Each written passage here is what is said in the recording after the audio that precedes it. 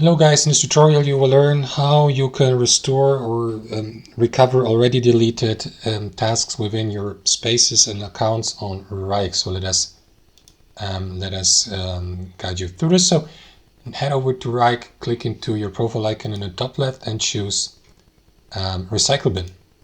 And here guys, you will see all tasks and basically all items like, I don't know, folders, spaces, tasks, and so on and so forth that have been removed temporarily, because as you can see, the recycle bin features these removed elements, and you can remove them permanently by clicking into empty bin here, or by clicking into the checkbox next to the given item and select delete. If you'd like to restore them, click into restore here, confirm, and that is going to move the deleted element or item to its previous location. You can also select multiple of these items, click into restore, and now they have been moved back to their previous original location within your space here.